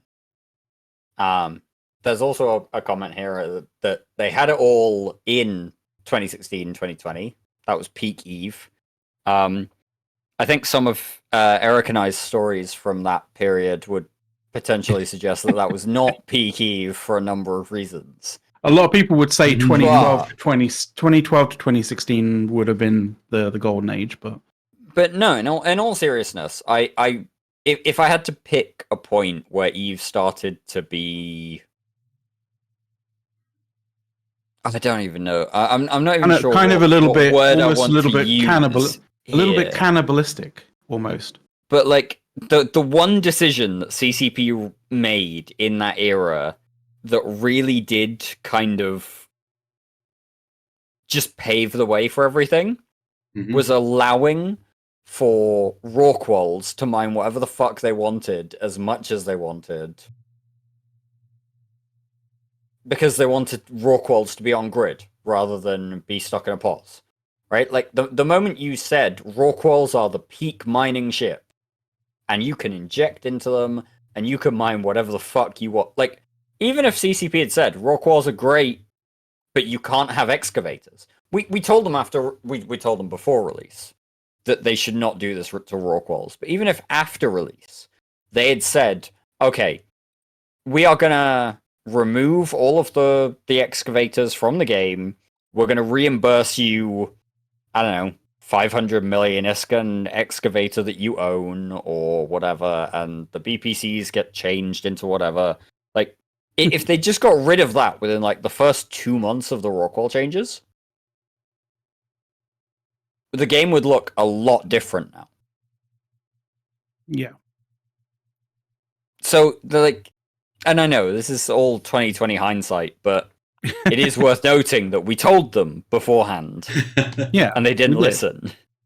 And so I think it's probably fair. But the other thing, Dirk, is the other thing, Dirk, is like, yeah, you know, we may have hindsight, a really good hindsight, in this now, but like, so should CCP when it comes to thinking about the future, and so should CCP when it comes to, you know, figuring out how to make the game better. Like it shouldn't just fall on us to basically say, you know, look what happened in the past to, you know, inform you for the future. Because like quite often, Dirk, CCP have a solid grasp. They have the incentive to have this grasp. Is what I'm trying to say. Is that they have an incentive for it. But they should have the incentive to have this grasp. It is what they do for a living. Well, like we don't do this for a living. We don't sort of go into this stuff for a living. We do it out of fun and enjoyment and appreciation for this game. But they do it for a living. When we look at the game and the betterment of the game and interesting things that would happen in Eve, right? Like when we're looking at this, it must be recognized that we are looking at this from the level of players. Yeah, and we have this idea that okay, this is what would be. I mean, I'm not ever gonna try and suggest that I know the best way to make fucking faction warfare better. The CCP made changes to faction warfare, and by all accounts, it went well. But we're here going, okay, this is what we want to see the ability to do in our space. Like, CCP promised us the ability to kind of customize space to an extent to figure out what bits of anomalies we'd want to see, to figure out what we might. I'm gonna get on a dawn point here, because when CCP gave us in this most recent solve change the ability to make mining anomalies, they gave us the ability to make mining anomalies that would be focused on certain resources. You know what CCP did not include in the ability to like designate mining resources that will have a majority of X mineral? They didn't include Mexilon. Because Mexilon had, up until this point, been a thing that had huge availability. Mexilon was never a bottleneck for anything or anyone prior to these changes in CCP's headspace. And therefore, they didn't need to give us an extra anomaly potential for Mexilon. Because, God, everybody's got Mexilon from everything, right? No, wrong. Mexilon exists as part of some of the ores. If you're going to switch the entire system on its head to be able to pick which mineral you want from your anomalies, and then exclude one of the major minerals that is required to build things, you may have not done your QA properly. And this is the sort of thing that is emblematic of CCP's approach. They take a look at what exists and they go, okay, we think this needs to change. But this thing, before we made the change, was fine. And therefore it's going to be fine afterwards, right? It's just going to It's just the assumptions are built on assumptions, right? Yeah, and it doesn't happen.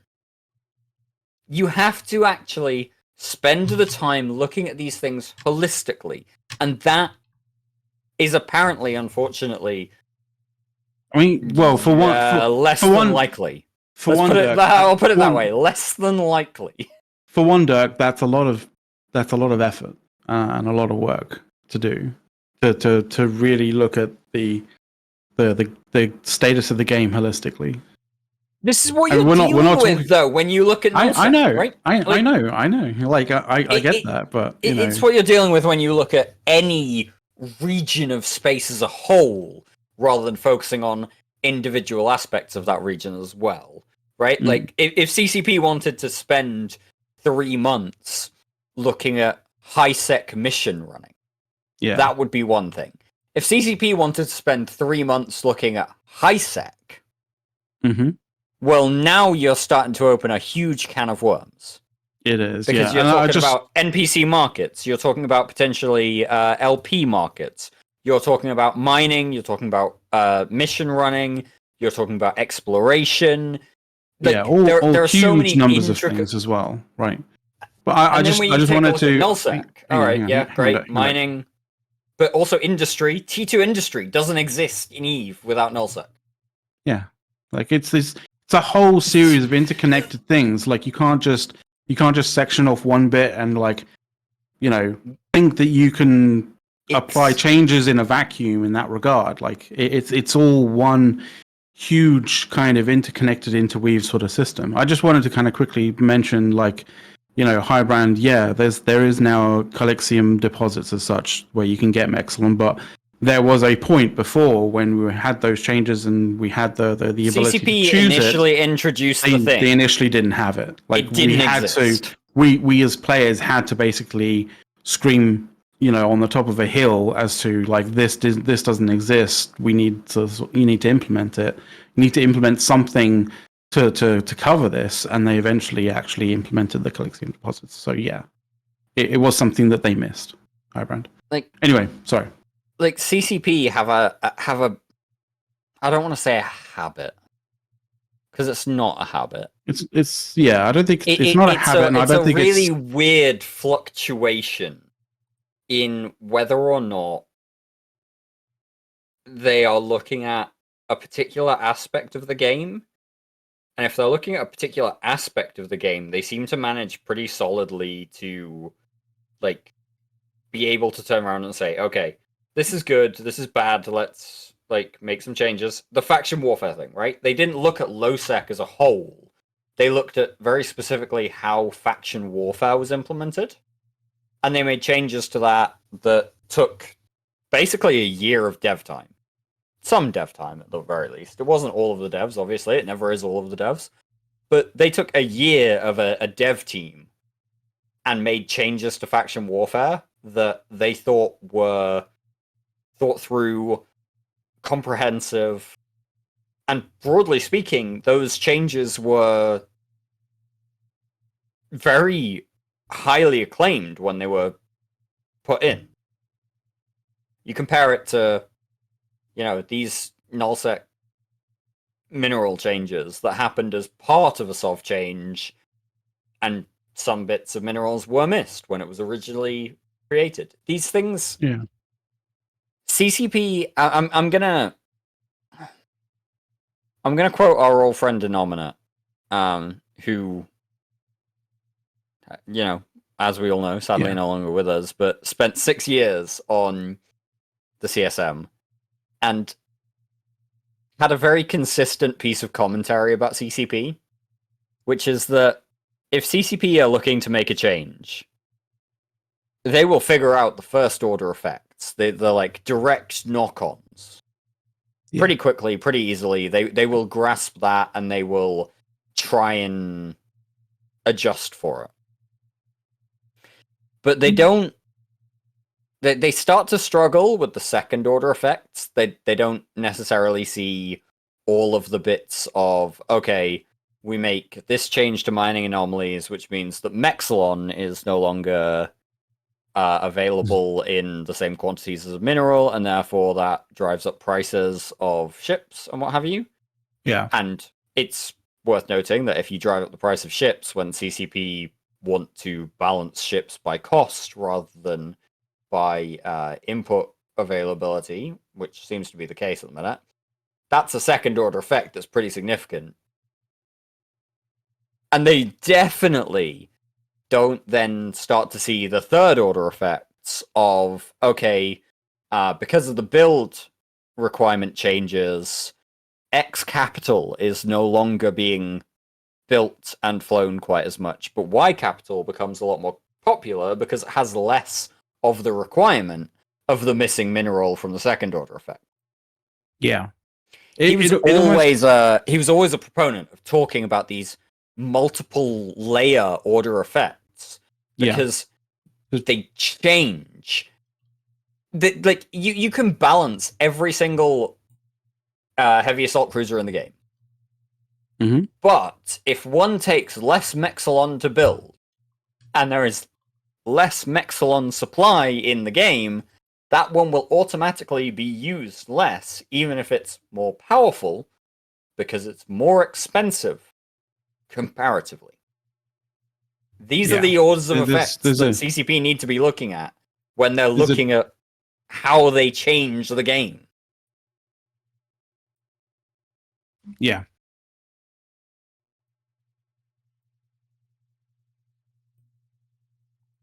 I did want to sort of mention that it almost feels like there needs to be a massive kind of auditorium area in CCP's headquarters that is just filled with like the most massive version of that meme from It's Always Sunny in Philadelphia.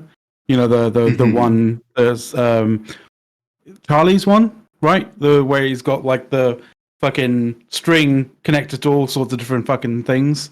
Like just so they can go there and be like, okay, what affects what, right?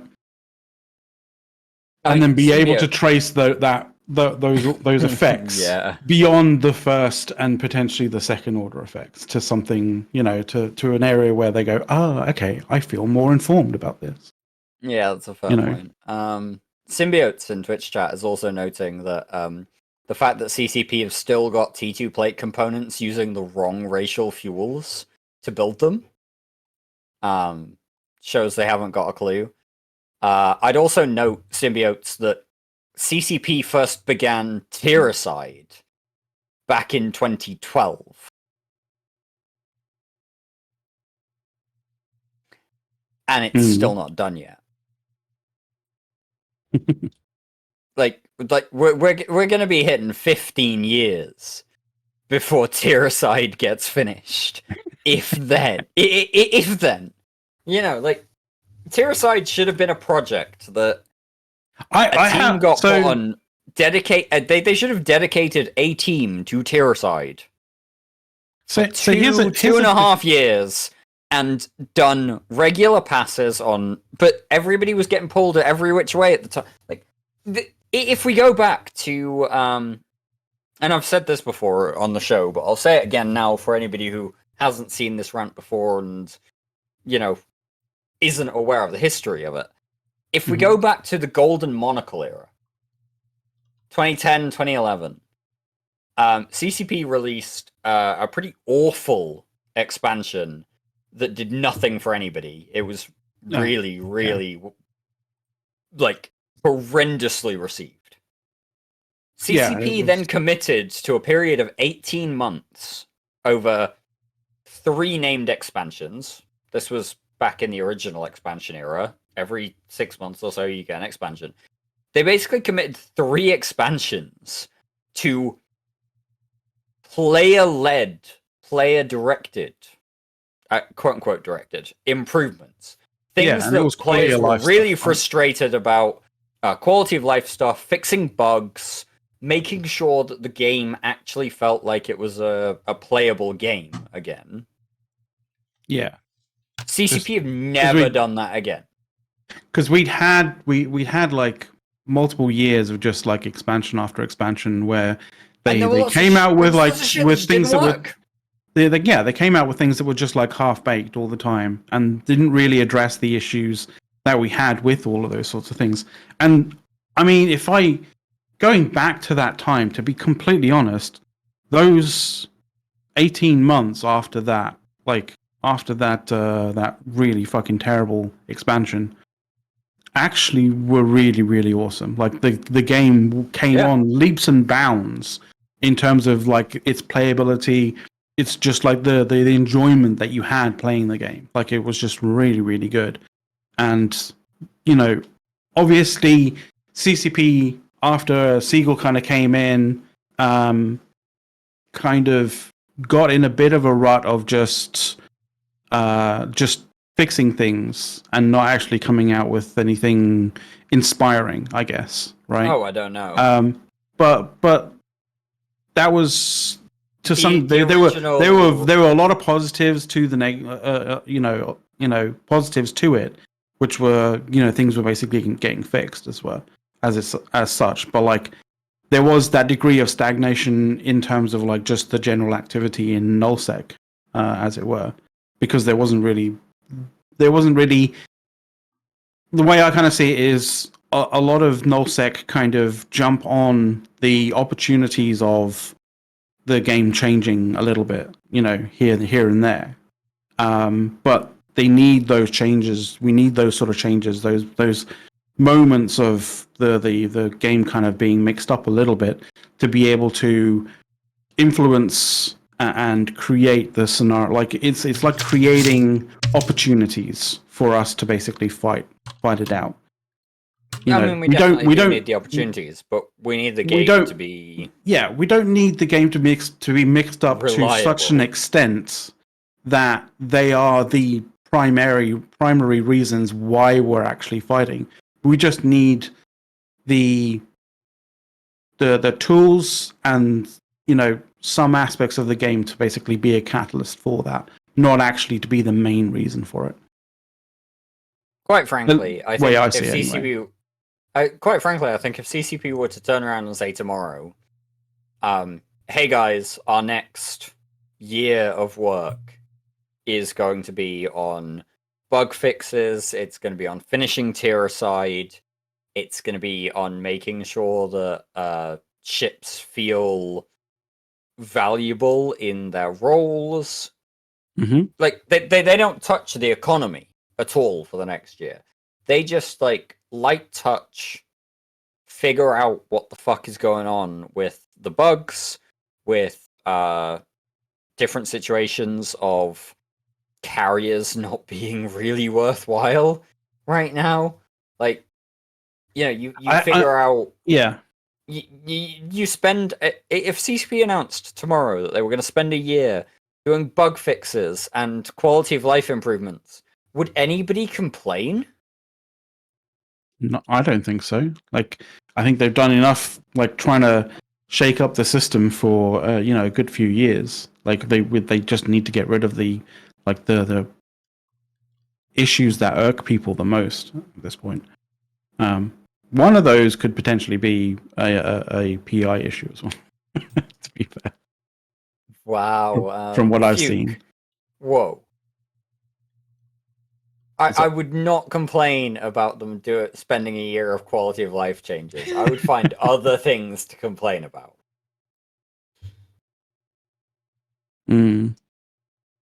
I'll go back to complaining about tournaments, because I know that all of our audience really love it when Soth and I go in on tournament conversations. Oh yeah. I mean, you weren't here when we were talking about the tournament ships that have actually died. And to be fair, we didn't actually finish that off. Yes, there were 2 Alliance tournament ships destroyed this week, which was obviously the Python that died, and we kind of had a little bit of a fun conversation with Dawn about that, because the top damage on that Python was actually an Orca, which was hilarious. And the other thing is the Sidewinder. Yeah, and the other thing was the Sidewinder that died as well. So and that's the first Sidewinder down. Yeah, it's worth noting that Chad Flame, who lost that Sidewinder, also lost a Cobra earlier. Oh, that was him as well. Yeah. Oh shit. Okay. Chad has now lost 2 of the most recent AT ship. I mean, good on him. He's getting out there and getting back on the horse, right? Because you can having something like that die can be a bit of a fucking downer for your enjoyment of the game. But getting back up on the horse and saying no, sod it, I'm going to take the other one out. The rumor among the tournament scene is that he's only annoyed really about the loss, because if you take a look at Z Killboard's most valuable losses, he lost the Sidewinder, and then the FRT Dreadbomb happened, and he got knocked off the top of the Z Killboard. Oh god. value list immediately by a Revenant, an Azariel, a Vanquisher, and a Komodo. Oh man. Oh, and then, Mark Bridges went and lost a Python just to add insult to injury of like how far down in the value list you are for this last week. Oh wow. Bloody hell. Yeah. I feel for him for that, Jesus Christ. And you expect it and it just doesn't last at all. Oof. Yeah. But the Python fit is actually, I will say, really quite nice. Oh yeah. He's got Officer Cloak, Officer Guns. Those Officer Guns are cycling at like ludicrous speed. Something like around every 1.2 seconds or something on the ACs on a Python. Yeah. You've got the Cormax DCU, which is a 45 billionist module off the top of my head. 35. According to Zico. All of the abyssal rolled stuff. Are like actually expensive abyssal rollers. It's not just, to add the abyssal thing to sort of obscure it. They're going to be like high rolled officer stuff probably. Yeah. The only thing that I am actually kind of curious about, and I might ask, I might ping Mark and ask him about this, is the fact that it's only MWD MJD. Oh, okay. Well, not without I can understand why it's only MWD AB to a certain extent, I think. But yeah, because he's got the control there with the web and the disruptor, but he also has the injector in there as well, so it doesn't leave too much. It's a shield tank. You need the cap injector. Yeah, but like, there's a level here of I would potentially think about dropping the abyssal booster and switching out for an Ansel booster, and then being able to have that AB as well. It's one of those interesting moments of when you're dropping in on a Blops on such a you're on that limited engagement period, right? And so it's like maximizing the burst sort of sustain versus the burst kind of capacity of being able to rep versus the lengthy sustain. And obviously having the how much do you expect having to actually have to boost up overall? Having the shield booster there does give you sustain, but it doesn't give you as high a level of burst as something like an Ansil would, right? Yeah, because Ansils you'll eventually have to actually reload that. I mean, you don't have to, but it will suck the living crap out of your cap. Yeah, exactly. So it's a really finely balanced kind of situation, and it's also worth noting that under Cloak with the boosts from the Python and that abyssal roll MWD, he can probably coast 250 kilometers while cloaked if he MWD cloak tricks. Yeah. After disengaging, 250 kilometers. Yeah, but you also have to make sure that you're not getting locked, and that's going to be awkward in order to actually activate the cloak. So yeah, it's one of those bits of definitely a finely balanced fit there. Yeah. Thank you very much for Scream PC, by the way, for the sub. Trade-offs and compromising. But yeah, Screaming PC decided he wasn't happy with the ads anymore. I know that's not true because he's been subscribed for 30 months, but if you didn't realize, if you sub to the channel, you actually don't get ads, like when the ad break occurs. But yeah, that's those are the sort of AT kind of stuff that happened. It is the top of the hour. We should probably just, oh yeah, it is that time. Yeah, it is that time. We didn't really get into sort of like, some of the other random stuff, like the Glasgow Meetup. Like that's happening in December. We can talk about that on another sort of next week or something like that. But it's worth noting just real quick. There's an Eve meet for any UK nerds. I won't be able to make it there just for my schedule and what have you. But there is an Eve meet happening in Glasgow on December 28th. It's starting from 4 p.m. at the Bag and Nails on Dumbarton Road. Nice. There is a Reddit link that I can just drop in the Twitch chat real quick. If you are interested and available on December 28th, which should be a Saturday, if memory serves. It is Saturday, December 28th. So, if you guys are, if anybody who's listening is available, wants to go along to an Eve Glasgow meet, 28th at 4 p.m. at the Bag of Nails on Dumbarton Road. Yeah. And, there's always that kind of that lull between, after Christmas and before New Year's where you kind of just like not really, you don't really have much going on, but like, if you're nearby, you want to kind of enjoy some drinks with some Eve nerds, definitely go. Don't have anything going on. What does that feel like again? Like anything pressing is what I'm talking about specifically. But yeah. All right.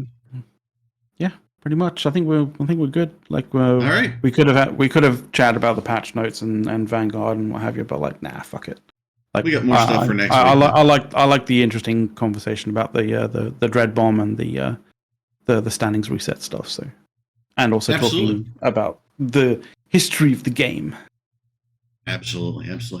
So, I want to thank everybody for the subs and follows and all that stuff, and thank you for watching this week. Go ahead. Yeah, thank you very much, everybody, for chatting in the chat and seeing some really kind of cool people, watching the show. Awesome. Alrighty. And what is it, Freeba? We'll try and get some info on that for the next show, next Saturday. So we'll be back here next weekend, everybody. You have a great rest of your weekend. Later. See ya.